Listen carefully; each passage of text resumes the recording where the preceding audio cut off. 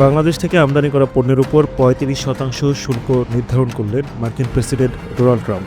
আগামী ১ আগস্ট থেকে কার্যকর হবে এই শুল্ক। বাংলাদেশের প্রধান রপ্তানি পণ্য তৈরি পোশাকের অন্যতম বাজার যুক্তরাষ্ট্র। গত এপ্রিলে বাংলাদেশের পণ্যের উপর ৩৭% শুল্ক আরোপ করেছিলেন ট্রাম্প। তখন আগ্রাসী এই শুল্ক হার কার্যকর করার আগে সময় দেওয়ার জন্য যুক্তরাষ্ট্রের প্রেসিডেন্ট ডোনাল্ড ট্রাম্পকে চিঠি লিখেছিলেন অন্তর্বর্তী সরকারের প্রধান উপদেষ্টা অধ্যাপক মোহাম্মদ ইউনূস। গতকাল সোমবার ৭ জুলাই নিজের সামাজিক যোগাযোগ মাধ্যম ট্রুথ সোশ্যালে এই ঘোষণা দিয়েছেন তিনি।